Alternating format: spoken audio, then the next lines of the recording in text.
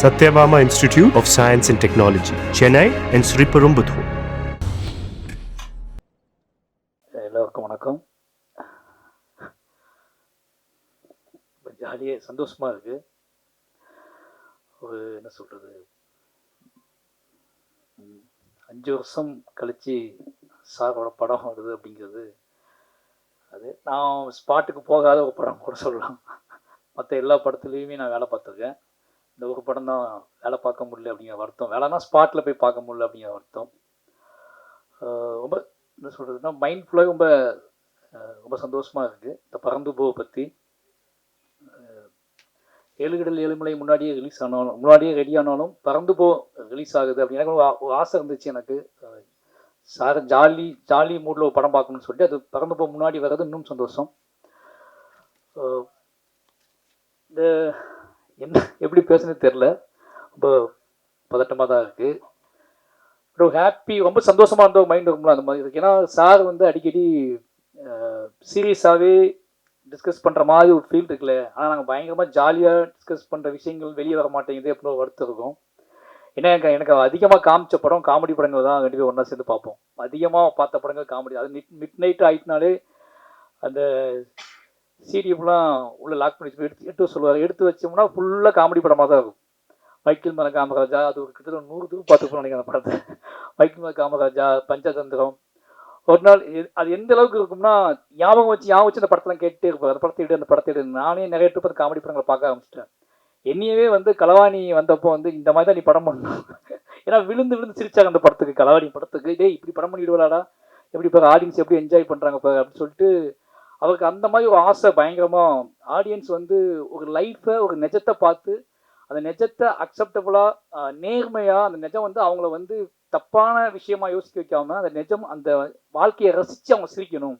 வாழ்க்கைக்குள்ள நமக்கு இருக்கிற நமக்குள்ளே இருக்கக்கூடிய சின்ன பிள்ளைகள் வச்சு நம்ம சிரிப்போம்ல, அந்த மாதிரியான மூமெண்ட் அவருக்கு ரொம்ப பிடிக்கும். உதாரணத்துக்கு சொல்லணும்னா ஒரு படத்துக்கு போயிருந்தோம் நானும் சாரும். ஒரு செகண்ட் ஷோக்கு போயிருந்தோம். படம் பேர் சொல்ல வேணாம். படம் ஆரம்பித்து ஒரு 10 நிமிஷம் இருக்கும். என்னடா படம் வரப்போன்னு கூட்டி வந்துட்டார். நான் ரொம்ப வெயிட் பண்ணேன். சார் இதுக்கப்புறம் இவங்க வருவாங்க அவங்க வருவாங்க அப்படின்னு சொல்லி அவங்களாம் கிழிச்சாங்க. நீ வாடா அப்படி கூட்டி வந்துட்டார். கூட்டி ஒரு 2 மாதம் கழித்து அந்த படத்தோட காமெடி ஆதித்யா டிவியில் ஓடிட்டு இருக்கு. எனக்கு இந்த படத்தோட டிவிடி வேணும் அப்படின்னு கேட்டேன். அப்போ நான் சொன்னேன், சார் இந்த படத்தை நம்ம தேட்டருக்கு போனோம், இந்த படத்துக்கு தேட்டருக்கு போயிட்டா பாயில் கூட்டி வந்தீங்க அப்படின்னு சொன்னேன். டேய் இந்த படத்தை டிவிடி வாங்கிட்டு வர, காமெடி மட்டும் பார்ப்போம் அப்படின்னு சொல்லி அப்புறம் வாங்கிட்டு பார்த்தா அந்த டிவிடி அந்த படத்தோட காமெடியை எத்தனை நாள் பார்த்தானே தெரியாது. அது வடிவேல் சார் நடித்த படம். அந்த காமெடி பார்த்துக்கிட்டே இருப்பார், விழுந்து சிரிச்சிட்டே இருப்பார். அப்போ அவர் என்கிட்ட பேசுறது எல்லாமே அதிகமாக 2 பேரும் தனியாக இருக்கும்போது பேசுறது எல்லாமே பயங்கர காமெடி சென்ஸாக என்னோட விஷயம் இருக்குல்ல, எனக்குள்ளே இருக்கக்கூடிய ஹியூமர்ஸை அதிகமாக வெளியிட்டு வந்தது அவர் தான். என்னை பற்றி பேசிகிட்டே இருப்பார், என்னை பற்றி கேட்டுகிட்டே இருப்பார். அது எல்லாமே பயங்கரமாக தங்கமீன்கள் ஷூட்டிங் அப்போ ஒன்று நடந்துச்சு. அப்போ நான் ரொம்ப இன்னசென்ட்டாக இருப்பேன். தங்கமீன்கள் ஷூட்டிங் அப்போ எங்கள் அப்பாவுக்கு பாம்பு கடிச்சிருச்சு. ரொம்ப ஷூட்டிங் ஸ்பாட்டில் நடந்துருச்சு. அப்போ நான் பயங்கரமாக அவர்கிட்ட அழுது வீட்டுக்கு போன ஆஃபீஸ் போன சொல்லிட்டு இருக்கும்போது ஊருக்கு போன சொல்லிட்டு இருக்கும்போது அவனுக்கு ஃப்ளைட் டிக்கெட் போட்டுங்க ஊருக்கு அனுப்புங்க அப்படின்னாங்க. அப்போ நான் அழுதுகிட்டே சொன்னேன் எனக்கு பாஸ்போர்ட் இல்லை அப்படின்னு சொல்லி. அவள் பக்கத்துல இருந்தே பாஸ்போர்ட் திருநெல்வேலிக்கு போக தேவையில்லடா அப்படின்னு. எனக்கு அப்போ இப்போ நினச்சி பார்க்கும்போது பயங்கர இப்பெல்லாம் இருந்திருக்குமேன்னு சொல்லிட்டு அவள் அப்போ அதை தெரியாமல் பக்கத்துல காது பக்கத்துலேருந்து சொன்னார், டேய் திருநெல்வேலிக்கு போயிருக்கிற பாஸ்போர்ட்டு டிக்கெட் போட்டால் போயிட்டு வரா அப்படின்னு சொன்னார். 2 பேருமே நிறைய நாள் அதுக்கப்புறம் எந்த பாயிண்ட்ல நாங்கள் மாறினோம்னு யோசிச்சு பார்த்தா இனி 2 பேர்த்தையும் ரொம்ப சீரியஸாக மாற்றின பாயிண்ட்னா ஈழ பிரச்சனை தான் சொல்லலாம். ஈழ இஷ்யூஸ் நடக்க ஆரம்பிச்சதுக்கப்புறம் தான் அந்த இரவுகள் தான் அரசியல் அதிகமாக. அதுக்கு முன்னாடி வரைக்கும் என்கிட்ட இருந்து இன்னசென்ட் கிராமத்தோட வாழ்க்கை, கிராமத்தில் நான் பண்ணுற சேட்டைகள், நீ என்னெல்லாம் பண்ணியிருக்கேன்னு சொல்லி 2 பேரும் அதை பற்றியே பேசி இப்படி ஒரு வாழ்க்கையை நான் வாழலடா, இந்த வாழ்க்கையில் இவ்வளோ சந்தோஷம் இருக்கா ஜாலி இருக்கான்னு சொல்லி பேசிகிட்டு இருக்கும்போது 2009 சினிமாவே வேண்டாண்டா அப்படிங்கிற அவரோட அந்த ஈழத்தோட பாதிப்பு உச்சம் அவரை வேற ஒரு பக்கம் திருப்பிச்சு. சினிமாவை தாண்டி இந்த இனம் இந்த மொத்த இஷ்யூஸும் அவர் ரொம்ப டிஸ்டர்ப் பண்ண ஆரம்பிச்சிச்சு. அப்போ தான் முதலியாக 2 பேரும் அவர் மனசை விட்டு அரசியல் பேச ஆரம்பிக்கிறார். அப்போ அவர் இவ்வளோ காத்திரமான அரசியல் பேசுறதை நான் அப்போ தான் ஃபர்ஸ்ட் டைம் பார்க்குறேன். அந்த இரவுகள் தான் டோட்டலாக என்னோட சினிமா கேரியரே மாற்றுது. அந்த 2009 அவர் பேசுனதுக்கப்புறம் டோட்டலாக அரசியலாகவே 2 பேரும் பேசி சந்திக்கிற ஆட்கள், பேசுகிற ஆட்கள் சினிமா கூட வேணாண்டா ஏதாவது பண்ணி ஆகுண்டா அப்படின்னு சொல்லிட்டு விடிய பேசிகிட்டே இருப்போம். அப்படி தான் அரசியல் வந்துச்சு. அந்த அரசியல் பாயிண்ட் ஆஃப் வியூவில் நான் கதைகள் சொல்ல ஆரம்பித்தேன். அந்த கதையில் கேட்டுட்டு அவர் இன்னும் அப்போ இதெல்லாம் பண்ணுமாடா, இதை பண்ணுடான்னு சொல்லி என்னை ட்ராக் மாற்றி விட்டது இந்த விஷயத்தினால தான். இல்லைன்னா நான் கண்டிப்பாக ஒரு வில்லேஜ் ஹியூமரான களவாணி மாதிரியான வில்லேஜ் ஹியூமரான படங்கள் நிச்சயமாக அவர் விரும்பக்கூடிய ஸ்டைலில், அவரை நம்பக்கூடிய, இல்லை அவரை சிரிக்க வைக்கக்கூடிய ஸ்டைலில் படங்கள் பண்ணியிருப்பேன். ஏன்னா அவருக்கு வந்து என் படத்தில் சிரிப்பு நான் உன் படத்தை பார்த்து சிரிக்குன்னு நினைக்கிறேன்டா அப்படிம்பார்.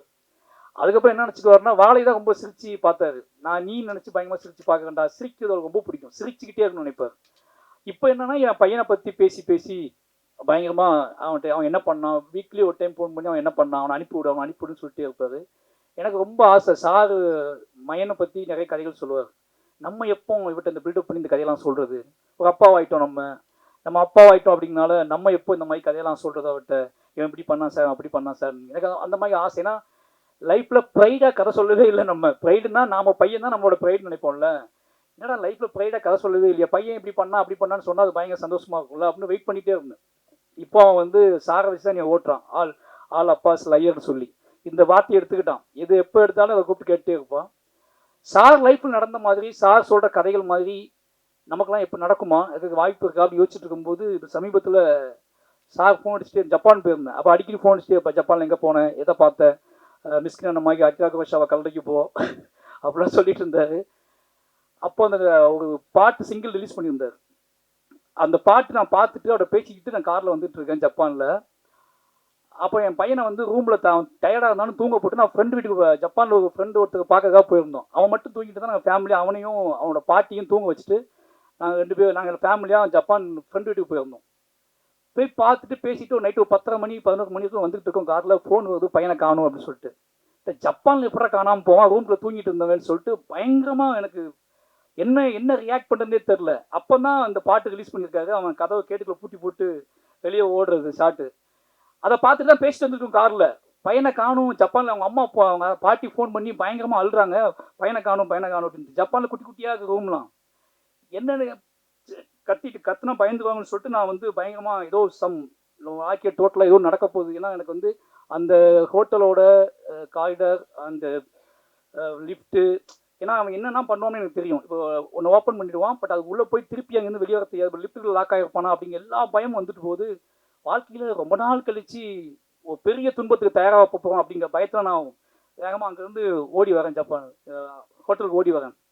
வந்தால் ரிசப்ஷனில் 2 ஜப்பான் ஆண்டிகள் மட்டும் உட்காந்து அவன் வந்து சிரித்து பேசிக்கிட்டு இருந்தான்.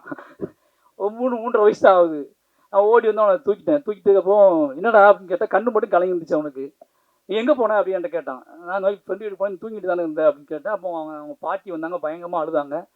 அப்போ தான் இந்த மாதிரியான வேர்ல்டு அந்த ஆட்டிடியூட் நான் ஃபஸ்ட் டைம் பார்க்கேன். என் லைஃப்பில் அப்படி கிடையாது. ஏன்னா எங்கள் அப்பா கூட நான் இருந்ததே இல்லை. நான் வேலைக்கு போனேன், எங்கள் அப்பா நான் வேலைக்கு போகிற டைம், சின்ன வயசில் வேலைக்கு போகிற டைம் எங்கள் அப்பா வீட்டில் இருப்பார், எங்கள் அப்பா வேலைக்கு போயிடுவார். அப்பாவும் பையனும் பிரிந்து வேலை பார்த்த வாழ்க்கை என் வாழ்க்கை. சின்ன வயசுல நான் வேலைக்கு போயிட்டேன். அப்போ எனக்கு அந்த அப்பாவோட இன்ட்ராக்ட் பண்ணுறது, அப்பாவை தேடுறது அப்படிங்கிறது எனக்கு இல்லவே இல்லைங்க. அவங்க அப்பா வேலைக்கு போய்ப்பான்னு எனக்கு தெரியும். ஆனால் அப்போ தான் அவன் சொல்ல, நீ எங்கே போனேன்ட்ட கேட்டான். ஃபஸ்ட் டைமாக என்னை பார்த்து கேட்குறான், நீ எங்கே போனேன் அப்படின்னு கேட்குறான். நான் எங்கள் ஃப்ரெண்டு வீட்டுக்கு போயிருந்தேன்னு சொன்னேன். என்ன நடந்துச்சுன்னு கேட்டால், இவன் எந்திரிச்சிருக்கான், என்னை காணும். அவங்க பாட்டி ஒரு ரூம் போட்டிருந்தோம், நான் தனி ரூமில் இருந்தேன். சரி அப்பா ரூமில் இருப்பாருன்னு சொல்லிட்டு அவன் என்ன பண்ணியிருக்கான், கதவை பாட்டிக்கு தெரியாமல் ஷூலாம் மாட்டி, பேம்பஸ்லாம் போட்டிருந்தான், பேம்பஸ்லாம் கழட்டிட்டு பேண்ட் ஷர்ட் பாட்டி ஷூ மாட்டி வெளியே டோர் லாக் பண்ணிட்டு என் ரூம் போயிருக்கான். அந்த காரிடார்லேயும் நடந்து போயிருக்கான். என் ரூமும் ஓப்பன் பண்ணி பார்த்துருக்கான், அங்கே லாக் ஆகிருக்கு. திருப்பி இங்கேருந்து ஓப்பன் பண்ணி இது க்ளோஸ்டாக இருக்குது. அவனுக்கு உள்ளே போக முடியல. அந்த காரிடார்லேயே அலைஞ்சிட்டு இருந்திருக்கான். பக்கத்துக்கு யோசிச்சு பார்த்துருக்கான், தட்டி பார்த்துக்கான், அவங்க தூங்கிட்டு இருந்திருக்காங்க. எல்லா ரூமையும் தட்ட ஆரம்பிச்சிட்டான். போய் எல்லா ரூமையும் தட்டியிருக்கான். ஏதோ ரூம்லேருந்து 2 பேர் வெளியே வந்திருக்காங்க. அவங்ககிட்ட வந்து எழுதி கொடுத்துருக்கான், மாரி செல்வராஜ்னு எழுதி கொடுத்துருக்கான். டேரக்டர் மாரி செல்வராஜ்னு எழுதி கொடுத்துருக்கான். எனக்கு பயங்கர ஆச்சரியமா இருந்துச்சு. அவங்க சொல்கிறாங்க, அந்த 2 லேடிஸ் சொல்கிறாங்க, டேரக்டர் மாரி செல்வராஜ்னு எழுதி கொடுத்தான் அப்படின்னு சொல்லி. அவன் கீழே போய் கொடுத்தோம், நீங்கள் வந்து நீங்கள் சொன்னாங்க அப்படின்னு சொல்லி இங்கே உட்கார வச்சிட்டோம் அப்படின்னு சொல்லி. எனக்கு அவ்வளோ நேரம் பயமாக இருந்த பயம் வந்து அவனை வந்து இந்த எக்ஸ்போசரில் இருக்கான் அப்படிங்கும்போது சார் ஃபஸ்ட் டைமாக நான் வந்து அதை பயங்கரமாக ப்ரைட் பண்ணேன். சார்ட்ட உடனே ஃபோன் பண்ணி இந்த மாதிரி பண்ணிட்டான் அப்படின்னு சொன்னேன். அவர் சிரிச்சு உருண்டு கிடந்தார். இதுக்கப்புறம் நீ வந்து உன்னோட சினிமா மாறும், உன்னோட மொழி மாறும், சமூகத்தின் மீது உனக்கு இருக்கக்கூடிய ஒரு நம்பிக்கை பிறக்கும். நீ வந்து உனக்குள்ளே இது வரைக்கும் இருந்து கூட்ட இந்த விஷயம் எல்லாத்தையுமே அவன் சேஞ்ச் பண்ணுவான், அந்த பார்வையை சேஞ்ச் பண்ணுவான், பெரிய நம்பிக்கையை கொடுப்பான்ட்டு ரொம்ப நேரம் பேசிகிட்டு இருந்தார். மறுநாள் காலையில் நாங்கள் வெளியே அவுட்டிங் கிளம்புறோம். நானும் அவன் தனியாக நின்றுட்டு இருக்கேன். அவன் கையை சிக்கன் பிடிச்சிட்டு இருக்கேன், எங்கேயாவது போயிடுவானு சிக்கிட்டு இருக்கேன். அந்த 2 ஜப்பான் ஆண்டியன் தள்ளி நடந்து போயிட்டு இருக்காங்க. அப்பா என் ஃப்ரெண்ட்ஸ் போகிறாங்க அப்படின்னு சொல்கிறான். அவங்கள கூப்பிட்டு அதுக்கப்புறம் ஒன்றா வச்சு 4 பேர் ஒன்றா ஃபோட்டோ எடுத்துக்கிட்டோம். அப்போ தான் எனக்கு புரிஞ்சிச்சு, அப்பா நம்ம இந்த லைஃப் நம்ம வாழலை அப்படின்னு சொல்லிட்டு. இப்போ இந்த படம் பார்க்கும்போது எனக்கு அப்படி தான் தோணுது. சார் பிறந்து படம் பார்த்துட்டாரு, கதை சொல்லும் போது எல்லாமே எனக்கு வந்து என்ன தோணுச்சுன்னா, மயன் ஞாபகத்துக்கு வந்துட்டே இருந்தேன். சாரோட பையன், இது சாரோட பையன் கதையாக நான் எடுத்துக்கிறதா, இந்த சார் என்னெல்லாம் பண்ணியிருப்பான்னு யோசிப்பேன்ல. ஏன்னா சார் அப்பா என்கிட்ட ரொம்ப பேசுவார். அப்போ சாரோட அப்பா என்ன பேசும்போது இது சாரோட கதையாக எடுத்துக்கிறதான ஒரு டவுட் இருக்குது எனக்கு. ஏன்னா அவர் லைஃப் இப்போ இல்லை, நம்ம இப்போ தான் அந்த லைஃப் வாழ்கிறோம். எங்கள் சார் வந்து அவர் சின்ன பையனாக இருக்கும்போது இந்த லைஃப் தான் வாழ்ந்துருக்காரு. அவர் அதிகமாக வந்து நிச்சயமாக பார்த்தா இது அவரோட லைஃப் தான் நான் எடுத்துக்குவேன். ஏன்னா ஆனால் அது உண்மையான சொல்ல வேண்டிய விஷயம்னா, சாரோட அப்பாவும் போய் சொன்னது கிடையாது, சாரும் எங்ககிட்ட போய் சொன்னது கிடையாது. இது 2 தான் முக்கியமான விஷயம். ஆலப்பா ஸ்லைன்னு சொல்லும்போது எனக்கு ஒரு அப்பாவா சார் ஒரு இடத்த கூட போய் சொன்னேன். ஆனால் நான் ஏகப்பட்ட போய் சொல்லியிருக்கேன் அவர்கிட்ட. நான் வந்து இந்த உலகத்தில் நிறைய போய் சொன்னேன்னா அவர்கிட்ட தான் சொல்லியிருக்கேன். ஏன்னா ஒருத்தர் நம்ம யார்கிட்ட போய் அதிகமாக சொல்லுவோம் யோசிச்சுப்பாங்க, நம்மளை போய் நம்மளை இவங்களை விட்டுறக்கூடாது, நம்மளை இவங்க விட்டுறக்கூடாது, நம்மளை வந்து இவங்க போன்னு சொல்லிடக்கூடாது, நம்மளை வந்து சந்தேகப்பட்டுறக்கூடாது, ஒரு நிமிஷம் கூட நம்மளை மறந்துடக்கூடாது அப்படின்னு நினைக்கக்கூடிய ஆள்கிட்ட நம்ம நிறைய பொய் சொல்லுவோம். அப்படி நான் நிறைய பொய் சொன்ன ஆள்னா எங்கள் டைரக்டர் தான். ஏன்னா காதலிக்கும் போது நீங்கள் பொய் சொல்லி தான் ஆகணும். என்னோட காதலியை தேடி போகும்போது தான் நான் பொய் சொல்லி தான் ஆகணும். நிறைய பொய் சொல்லிட்டு போயிருக்கேன். ஆனால் அவர் ஒரு நாளுமே இது என்கிட்ட ஒரு பொய் சொன்னதான் எனக்கு ஞாபகமே இருக்குது. சார் இப்படி பொய் சொல்லிட்டாரு அப்படின்னு ஒரு ஞாபகமே எனக்கு இருந்தது இல்லை. பொய்யே சொன்னது கிடையாது. ஆனால் அவர் அவங்க அப்பாட்ட நிறைய பொய் சொல்லியிருக்காரு அப்படிங்கிறது நமக்கு தெரியுது. எனக்கு யோசிச்சு பார்க்கும்போது இந்த கதை வந்ததில் ஒரு பெரிய சந்தோஷம். இந்த படம் பார்க்கும்போது, இந்த படம் ஆரம்பித்த நாளில் இருந்து சிவா தான் ஹீரோன்னு சொல்லும்போது ஒரு பெரிய ஷாக்கு எல்லாத்துக்குமே. சிவா எனக்கு என்ன பயம்னா, மம்முட்டி சார் ஸ்பாட்லேயே நம்ம வந்து மம்முட்டி சார் அதையே நம்ம பயந்துக்கிட்டு இருந்தோமே, இப்போ சிவா கூட எப்படி இருப்பார் அப்படின்னு சொல்லி பயம் இல்லாமல் இந்த படம் எப்படி வரணும் இல்லை, இந்த ஸ்பாட் எப்படி இருக்கும் அப்படின்னு சொல்லி தான் பயம் இருந்துச்சு. டெய்லி ஃபோன் பண்ணி அமுதன்ட்ட கேட்பேன், அடிச்சு எப்படி போயிட்டு இருக்கு ஸ்பாட் அப்படின்னு கேட்பேன். ரொம்ப ஜாலியாக இருக்காங்க 2 பேரும் அப்படிம்பாங்க. 2 பேரும் நல்லா சிரிச்சு பேசிட்டு இருக்காங்க. சரி ஷூட்டிங் ஆரம்பிச்சாச்சா அப்படின்னு கேட்டால், சிவா ஏதோ படத்துக்கு போயிருக்காரு வந்து ஆரம்பிச்சு.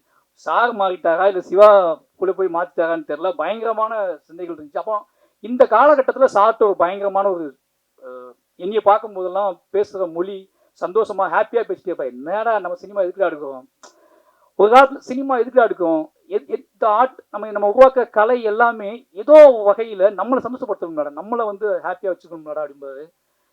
நான் ரொம்ப டிப்ரெஷனாகவே இருப்பேன்னு அவருக்கு தெரியும்.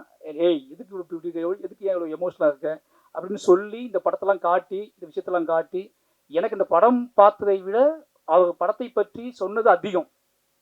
இந்த படத்தில் ரொம்ப முக்கியமான விஷயம் அப்படின்னா, எனக்கு இன்னும் ஞாபகத்துக்கு இந்த சட்டை, நான் அசிஸ்டன்டேட்டராக இருக்கும்போது, நான் ஆஃபீஸ் பாய் ஆக்கும்போது இந்த சட்டை ஒன்று இருந்துச்சு. அது நான் வந்து ரொம்ப நாள் நான் எடுத்துகிட்டு போய் நான் ஸ்கிரிப்ட் எழுதும்போது, நான் ஊர் சுற்றும் போது அந்த சட்டையை நான் போட்டு அலைஞ்சேன். திருப்பி அதே மாதிரி ஒரு சட்டையை எப்படி கண்டுபிடிச்சி எனக்கு போய் ஷாக் ஆகிடுச்சு. நம்ம கொண்டு இது வந்து சொல்லாமல் வேண்டாமன்னு தெரியல. அந்த சட்டையை போட்டுட்டு ரொம்ப நாள் நான் அலைஞ்சிட்டு இருந்தேன். அந்த ஃபோட்டோஸே இப்போ ராமேஸ்வரத்துக்குலாம் போனேன். அவர்கிட்ட போய் சொல்லிட்டு அந்த சட்டையை போட்டு ராமேஸ்வரத்துக்குலாம் போனேன். அவ்வளோ இந்த படம் ஃபுல்லாக சட்டை போட்டிருக்காரு. எனக்கு அதுதான் ஆச்சு. இந்த படம் ஃபுல்லாக சட்டை போட்டு ரோட்டில் அலைஞ்சிக்கிட்டே இருக்காங்க. நான் இதே சட்டையை போட்டு ராமேஸ்வரம் ஃபுல்லாக அலைஞ்சிட்டே இருந்தேன். ஏதோ வகையில் எப்படி பார்த்த எல்லா வகையிலையும் ஒரு மகனா நின்று பார்க்கும்போது இந்த கதை அப்பா லைன்னு சொல்லும்போது பொய்யே சொல்லாத ஒரு அப்பா ராம்சார் எடுத்த படம் தான் பறந்துப்போம். அவரை பற்றியான எந்த பொய்யுமே சொல்லாமல் எல்லா படைப்புகள்லையுமே அவரை பற்றியான பொய்கள் இருக்கக்கூடாதுன்னு நினைப்பார். அவர் உருவாக்குற மனிதர்கள்ட்ட பொய் இருக்கக்கூடாதுன்னு நினைப்பார். ஒரு கேரக்டர் டிசைன் பண்ணும்போது நான் இப்போ டேரக்டராக நான் கற்றுக்கிட்ட லேர்னிங் என்ன அப்படின்னு அவர்கிட்ட பெரிய முக்கியமான விஷயம்னா, தான் உருவாக்குற கதாபாத்திரங்கள்ட்ட பொய் இருக்கக்கூடாதுன்னு நினைப்பார். அது ரொம்ப ஒரு தாளபாடமாக எனக்குள்ள ஓடிட்டே இருக்கும். அவன் இப்படின்னா அப்படியே அவன் சொல்லக்கூடிய அதை காட்டக்கூடிய வல்லமை, அதை காட்டக்கூடிய துணிச்சல் உனக்கு இருக்கணும். அப்படி இல்லைன்னா நீ பொதுவாக மூடி மறைச்சி நல்ல பேர் வாங்கணுக்காக ஒன்று பண்ணக்கூடாது, பொய் இருக்கக்கூடாது அப்படின்னு சொல்லுவார். அப்படி ஒரு பொய்யற்ற மனிதர் எடுத்த படம் தான் பறந்து போ. அப்படி அவர் எல்லா படத்துலையுமே அந்த பொய் இருக்காது. அவருக்குள்ளே என்ன தோணுதோ அதை எப்படி எடுப்பார். இந்த படம் நிச்சயமாக ஏன்னா ரொம்ப சந்தோஷமான நாள் எங்களுக்கு. ஏன்னா இப்போ அருண் கிருஷ்ணா சொன்ன மாதிரி ஜூலை 4 2 படம் ரிலீஸ் ஆகுது. கிட்டத்தட்ட அந்த படத்துக்கு இதே மாதிரி நாங்கள் போய் பேசி ஆகணும். ஏன்னா பார்த்தீங்கன்னா அவர் ப்ரொடியூசராக இருக்காரு, நான் ஒரு டைரக்டராக இருக்கிறேன். சார் வந்து டைரக்டர் ஆகிட்டு 3 படம் வேணா ரிலீஸ் ஆகுது. இந்த 2 படம் வேணா ரிலீஸ் ஆகுது. ரொம்ப சந்தோஷமான விஷயம். இதில் முக்கிய சொல்ல போனால் கிரேஸ் அவங்க கும்பலாங்கி நைட்ஸ் பார்த்துட்டு பயங்கரமாக பிடிச்ச ஆக்டர். சார் படத்தில் நடிக்கணும்னு ரொம்ப சந்தோஷமாயிடுச்சு எனக்கு. ஏன்னா நிச்சயமாக ஒரு அவங்களாம் வேறு ஏதாவது படத்தில் வச்சப்போ ஒரு பயம் வரும்ல, என்னடா இந்த படத்தில் மாட்டிட்டாங்கன்னு தோணும். பட் சார் படத்தில் நடிக்கிறாங்க ரொம்ப சந்தோஷம். இந்த பையன் எனக்கு வந்து நிறைய நேரத்தில் அவன் வந்து மையனை ஞாபகப்படுத்தினான். ஏன்னா அப்படியே அவன் வந்து தான் பையனை பார்த்ததை, அவனோட ஆட்டிடியூட்டை, அவனுக்குள்ள அவன் ஒரு விஷயத்தை எவ்வளோ சவுண்டாக கேட்பான், ஒரு விஷயத்தை எவ்வளவு நாசுக்காக கேட்பான், எப்படி லாக் பண்ணுவான், எல்லாத்தையும் தெரிஞ்சுக்கிட்டு பண்ண மாதிரி, எல்லாத்தையும் பார்த்து பார்த்து இவனை உருவாக்குன மாதிரி இருந்துச்சு. எனக்கு என்னோட ஃபாதர், என்னோட அப்பா ராம் சார் வந்து அவர் எடுத்த அந்த படத்தை பார்க்கும்போது நான் என்னைய உருவாக்குன அந்த ஃபீல்டில் தான் நான் பார்க்குறேன். என்னைய வந்து நான் அவர்கிட்ட என்னெல்லாம் ஆசைப்பட்டேன், என்னைய எப்படி உருவாக்குனாரு, அந்த ஃபீல்டில் தான் அந்த படத்தை பார்க்குறேன். நிச்சயமாக எங்கள் ஃபேமிலியோட திருவிழானே சொல்லலாம் இந்த படம். எல்லாரும் சொல்கிறாங்க மாரி செல்வராஜ் உருவாக்கிட்டாருன்னு சொல்லி. அதான் சொல்கிறேன்ல, எங்கிட்ட இருக்கிற நல்ல விஷயம் அத்தனையுமே அவரால் உருவாக்கப்பட்டது. எங்கிட்ட இருக்கிற அரசியல் நேர்மையோ இல்லை எங்கிட்ட இருக்கிற குறைந்தபட்ச நல்ல விஷயம் ஏதாவது இருக்குன்னு நீங்கள் நம்புனீங்கன்னா அது ஏன்னா நான் அப்படி வாழலை. அப்படி ஒரு வாழ்க்கையை எனக்கு இந்த வாழ்க்கை எனக்கு இந்த சமூகம் எனக்கு அப்படி வாழ்க்கையை கொடுக்கவே இல்லை. சமூகம் எனக்கு கொடுத்தது எல்லாமே சந்தேகத்துக்குரியது தான். இந்த சமூகம் எனக்கு கொடுத்தது எல்லாமே இவனுக்கு கொடுக்கலாமா, இவனுக்கு வேண்டாமா, இவன் இந்த சமூகத்துக்கு தேவையா வேண்டாமா அப்படிங்கிற சந்தேகத்திலேயே வச்சிருந்த சமூகத்துக்கிட்ட எனக்கு என் லைஃப்பில் இருக்க நல்ல விஷயம் அத்தனையுமே என்னோட இயக்குனரால் கொடுக்கப்பட்டது. ஒரு காதல் மேலே, ஒரு பிரியத்தின் மேலே, அன்பின் மேலே, நம்ம ஒரு அப்பா அப்படிங்கிற கேரக்டரையே, அப்பாங்கிற ஒரு கேரக்டர், அப்பாங்கிற வாழ்க்கையின் மீதே எனக்கு ஒரு பெரிய பிரியத்தை கொடுத்தது. அவர் தான். நான் ஒரு அப்பாவாக இருக்கேன் அப்படிங்கிற ப்ரைட்னஸையே. ஏன்னா இது இல்லைன்னா நான் வேற மாதிரி அப்பாவாக இருந்திருப்பேன். ஒரு பையன் பிறந்தான், ஓகே அவன் வேலையை பார்க்குறான், நம்ம வேலையை பார்க்குறோம் அப்படின்னு இருந்திருப்பேன். ஆனால் இப்போ டெய்லி அவனை பார்த்துக்கிட்டே இருக்கேன். எங்கிட்ட இருக்கிறத விட இப்போ அவன் ராம் சார் பற்றி கேட்குறான் அதிகமாக. சாட்டை போகணும்னு சொல்கிறான். என்னை நேசித்ததை விட என் பிள்ளைகளை அவர் நேசிக்கிறாரு அப்படிங்கிறது வந்து ஒரு பெரிய எனக்கு உண்மையாக பொறாமையாக இருக்குது. என்னடா நீ வேணாண்டா அவனை அனுப்பி விட்றா அப்படிங்கிறார். சார் நான் வரட்டுமா அப்படின்னு கேட்டால், நீ வந்து எனக்கு என்ன பண்ண போகிற, அவனை அனுப்பிவிடு அப்படின்னு கேட்குறாரு. அவன் போகிறான். அவன் போயிட்டு அவன் இப்போ ஐஸ்கிரீம் வேணும் எப்படி கேட்குறான். அவன் ஐஸ்கிரீம் வேணும்னு கேட்க மாட்டேன்றான். ராம் சார் ஆஃபீஸ் போகணும் அப்படின்னு கேட்குறான். ஏன்னா அங்கே போனால் அவன் வாய்ப்பு கொடுப்பான்னு அவனுக்கு தெரியும். அவன் அப்படி ஆகிட்டான் எல்லாத்துக்குள்ளுமே. எனக்கு என்ன அப்படின்னா ரொம்ப சந்தோஷமாக இருக்குது. எனக்கு என்னென்னா மைண்ட் என்ன தோணுதுன்னா, அவன் அப்படியே வளரணும். அந்த ஷேடோவிலே அவன் சார்கிட்ட டேரக்ட் ஏன்னா என்னையால் அவ்வளோ அறிவை, அவ்வளோ நாலேஜை புகட்ட முடியுமான்னு தெரியாது.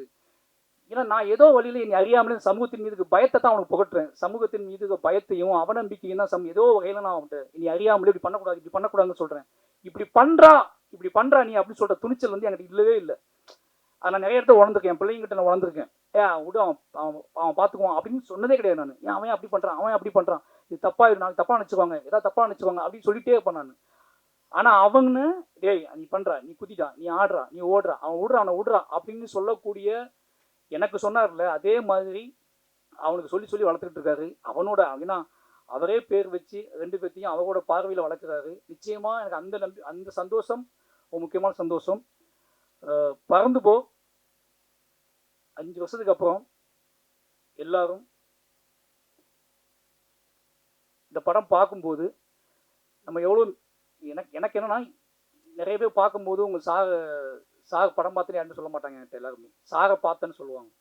இந்த 6 வருஷத்தில் ராம் சாரை பார்த்தேன் அப்படின்னு என்கிட்ட ஒரு பெரிய சேஞ்சோட சொல்லுவாங்க. உங்கள் சாரை பார்த்தீங்கன்னா எனக்கு பெரிய பொறாமை, பெரிய பெருமை என்ன அப்படின்னா, நிறைய டைரக்டர்ஸ் என்கிட்ட வந்து ஹிட்டு கொடுத்த டைரக்டர்ஸ் நிறைய பேர் சொல்லுவாங்க என்கிட்ட, தயவாது இந்த கதையை உங்கள் சார் தான் மாற்றி விட்டாரு, இந்த பாயிண்ட் அவர் தான் மாற்றி விட்டாரு, இந்த விஷயத்தை அவர் தான் மாற்றி விட்டாரு.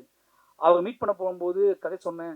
அப்போ இதுதான் எனக்கு பயங்கர 5 வருஷம் படம் பண்ணாமல் இருந்தது, ரிலீஸ் ஆகாமல் இருந்ததை விட எவ்ரி டைரக்டர்ஸ் எல்லாருமே வந்து நீ பார்க்கும்போதெல்லாம் உங்கள் டைரக்டரை மீட் பண்ணேன், கொஞ்சம் ஓப்பன் ஆகிடுச்சு, கொஞ்சம் ஃபோக்கஸ் ஆகிடுச்சு அப்படி சொல்லும்போது அது ஏதோ வகையில் அவர் வந்து பயங்கரமாக வெளியே போய்கிட்டே இருக்காரு, எல்லாத்தையும் கடந்து போய்கிட்டே இருக்காருன்னு சொல்கிறதுக்கு இல்லை. இப்போ வரைக்கும் அந்த படம் வந்து அவர் 5 வருஷம் கழிச்சு வந்தால் கூட இப்போ வரைக்கும் ராம் அப்படிங்கிற ஒரு ஆளுமையின் மீது ஒரு பெரிய நம்பிக்கையும் மரியாதையும் எதிர்பார்ப்பையும் வச்சிருக்க இந்த தமிழ் சமூகத்துக்கு என்னோட உதவி இயக்குநர்கள் சார்பாக நன்றி சொல்லிக்கிறேன். ஏன்னா எல்லாருமே உங்கள் சாகப்படம் எப்போங்க வரும், உங்கள் சாகப்படம் எப்போங்க வரும்னு கேட்டே இருப்பாங்க.